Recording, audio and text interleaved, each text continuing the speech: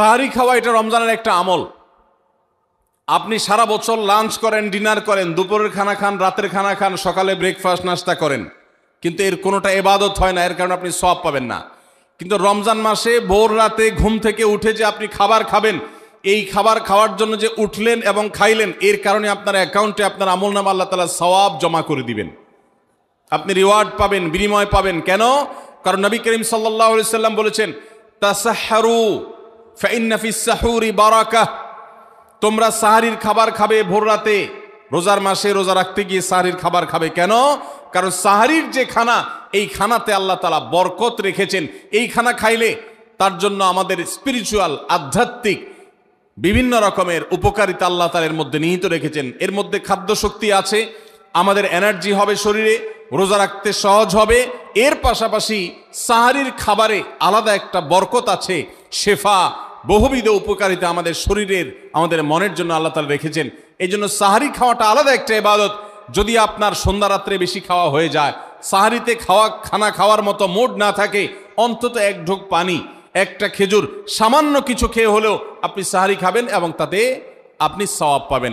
কোনো কারণে যদি সাহারি খেতে না পারেন, রাতে উঠতে পারেন নাই, অ্যালার্ম বাজছে কিন্তু শুনেন নাই, উঠে দেখেন ফজরের আজান হয়ে গেছে, তাহলে ওই দিনের রোজা কি হবে নাকি হবে না? আসসালামু আলাইকুম ওয়া রাহমাতুল্লাহি ওয়া বারাকাতুহু। সুপ্রিয় দর্শক মণ্ডলী, আমরা সেহরি খাওয়ার সময় কিছু এমন মারাত্মক ভুল করে থাকি যে কারণে আমাদের রোজা বা সিয়াম আল্লাহ দরবারে কিন্তু কবুল হবে না। তো চলুন সেই মারাত্মক ভুলগুলি কি কি আমরা শেখ আহমদুল্লাহ কাছ থেকে শুনে আসি। হবে মাশাআল্লাহ, বগুড়া মানুষ মাসালা জানে, দেখা যায় রোজা হয়ে যাবে ইনশাআল্লাহ। কারণ এই সাহারি খাওয়াটা ফরজও না, ওয়াজিবও না, এটা সুন্নত। সুন্নত ছুটে গেলে ইবাদত হয় না, ব্যাপারটা সেরকম না। সাহারি তো খাবো ঠিক আছে, কিন্তু সেটা শেষ সময়ে খাওয়া, দেরিতে খাওয়া। সাহারি কি আগে খাবেন না শেষের দিকে খাবেন? শেষের দিকে। কেন? কারণ নবী করিম সাল্লাল্লাহু আলাইহি সাল্লাম বলেছেন, লা ইয়াজালুন নাসু বিখাইরিন মা আজ্জালুল ফুতুর ওয়া আখারুস সাহুর। এই উম্মত, মুসলিম জাতি ততদিন পর্যন্ত কল্যাণের উপর প্রতিষ্ঠিত থাকবে, তারা কল্যাণকে স্পর্শ করতে পারবে যতদিন পর্যন্ত তারা সাহারি তাড়াতাড়ি খাবে না দেরিতে খাবে? দেরিতে খাবে। আর ইফতার তাড়াতাড়ি করবে।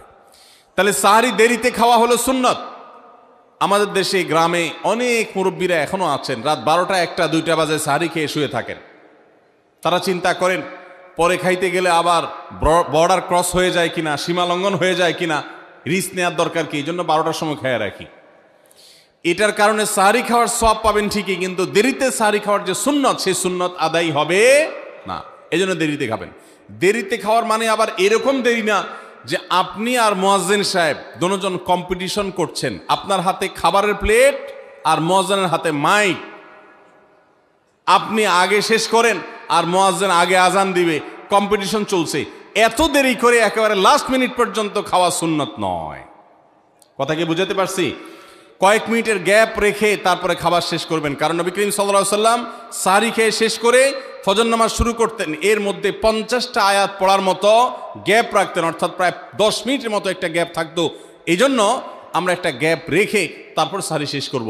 অর্থাৎ ফজরের আজান যদি হয় উদাহরণস্বরূপ 5:25 বা 30, তাহলে আমরা 2-4 মিনিট আগে সাহারি খেয়ে শেষ করবো ইনশাআল্লাহ। তাহলে সাহারি দেরি করে খাওয়া, শেষের দিকে খাওয়াটা সুন্নত।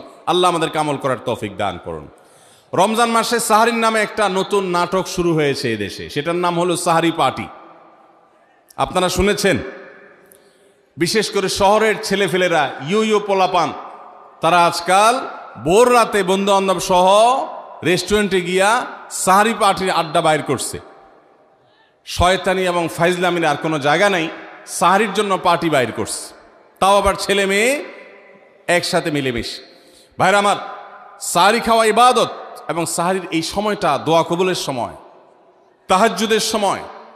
আল্লাহ তাআলা দুনিয়ার আকাশ থেকে ডেকে ডেকে বান্দাকে ক্ষমা করেন। এই সময়টাতে আড্ডাবাজি করা, এটা হতভাগা ছাড়া আর কারোর কোনো কাজ হতে পারে না। তাহলে রমজান মাসের রোজা রাখা এটা শুধু ফরজ না, মৌলিক ফরজ।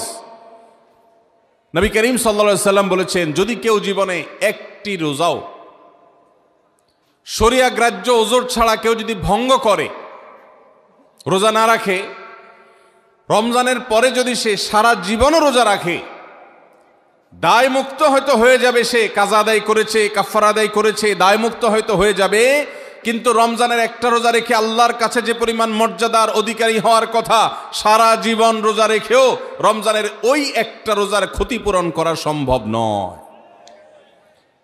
এই জন্য সবাই রমজান মাসে ফরজ রোজা রাখবো তো ইনশাআল্লাহ।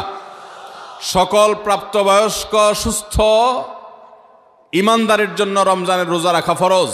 ভাইরা আমার, পৃথিবীতে আজ অনেক বিজ্ঞানী রোজা বা ফাস্টিং এর উপরে গবেষণা করে অনেক বড় বড় পদক, অনেক বড় বড় পুরস্কার জিতেছে।